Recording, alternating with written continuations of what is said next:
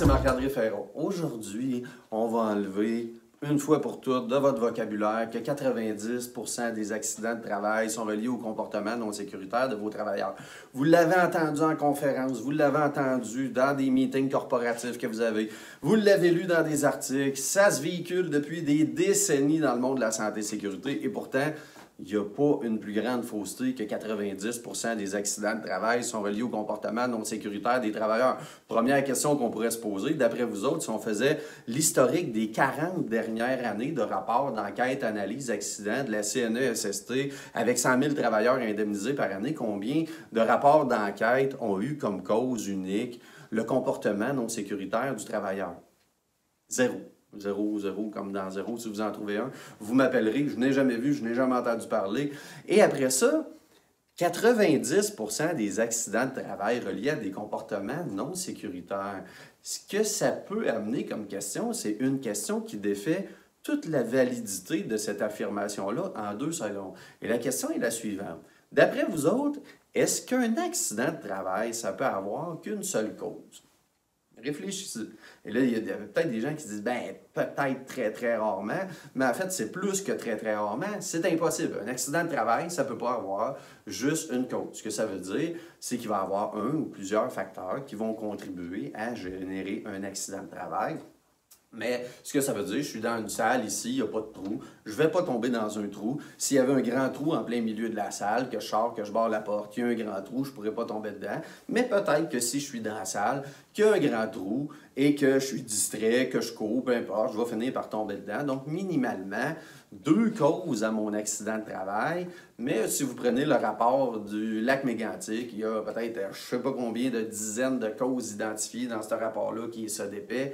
Bref, un accident de travail, ça a toujours minimalement 2 causes. Donc, quand on dit que 90% des accidents de travail sont reliés à des comportements non sécuritaires de la part des travailleurs, bien, ce qu'on est en train de faire, on a oublié 50% de l'équation en partant. Les causes des accidents de travail, c'est toujours la même chose. L'environnement, les équipements, la tâche, l'organisation du travail et l'individu lui-même. La santé et sécurité, c'est de la gestion de risque. Donc, qu'est-ce qu'on nous dit dans la loi sur la santé et sécurité? Fournir l'environnement de travail, c'est une responsabilité de gestion. Fournir les bons équipements, c'est une responsabilité de gestion. Définir l'organisation du travail et les tâches qui vont être exécutées par les individus, c'est des responsabilités de gestion. Allez voir dans l'article 51 de la loi sur la santé et sécurité, tout est défini là.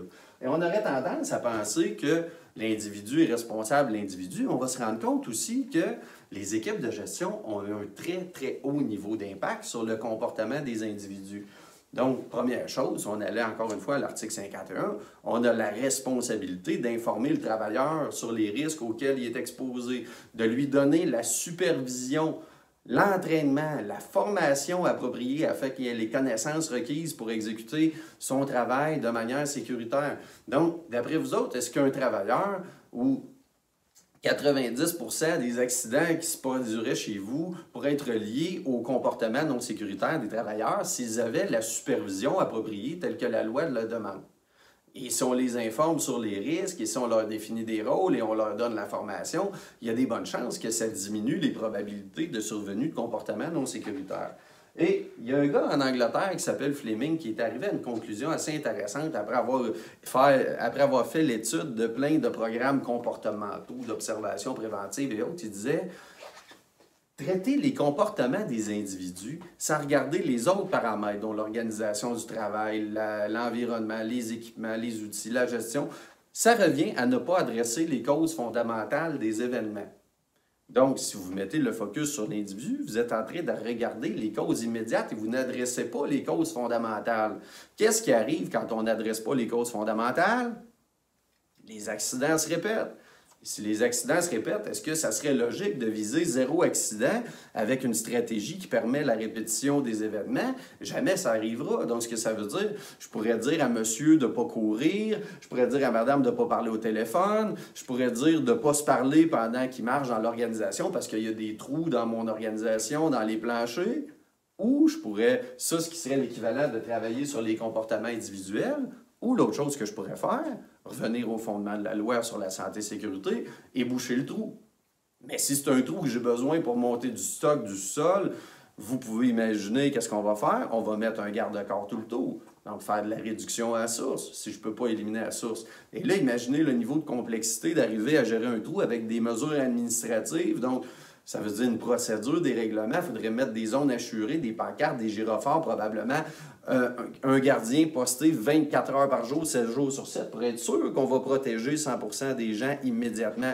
Et dernière chose qu'on pourrait faire, c'est sensibiliser les gens à l'adoption de comportements sécuritaires quand ils se promènent autour des trous, d'être vigilants dans votre organisation quand ils marchent parce qu'il y a des trous. Et les sensibiliser. Pense à ta femme puis à tes enfants parce qu'il y a des trous puis tu peux tomber, etc. Donc, si on fait ça, jamais qu'on arrivera à protéger 100% des gens immédiatement. On ne fait qu'adresser les causes immédiates. On n'adresse pas les causes fondamentales. Et la santé-sécurité, c'est de la gestion des dangers. La gestion des dangers, ça commence par fournir un environnement le plus exempt de danger possible, fournir les bons équipements, définir les rôles et responsabilités qu'on s'attend des gens dans des procédures de travail, dans des programmes, dans des règlements qui doivent être appliqués à 100% immédiatement. Donc, voulant en savoir plus, vous pouvez aller sur le site de l'AGES pour voir les formations sur la gestion stratégique de la santé-sécurité, sur comment faire des enquêtes, analyses d'accidents pour éliminer les causes fondamentales, l'importance d'avoir de la rigueur dans l'exécution de notre stratégie, comment mettre en place une bonne stratégie, comment arrimer les processus de gestion de ressources humaines qui vont définir c'est quoi les rôles et responsabilités, comment on va aller recruter les acteurs qui sont capables de jouer ces rôles-là, à quoi servent les périodes de probation, d'évaluation de rendement en santé-sécurité, les programmes d'accueil, de formation, de gestion de la discipline, de mobilisation, bref, allez sur le site de l'AGES, www.ages.ca. Si vous avez des questions, mes coordonnées sont là, lâchez-moi un coup de fil et ça va me faire plaisir de répondre à toutes vos interrogations. Cela étant dit, bon succès et arrêtez de dire que 90% des accidents de travail sont reliés à des comportements. Vous avez oublié 50% de l'équation minimalement.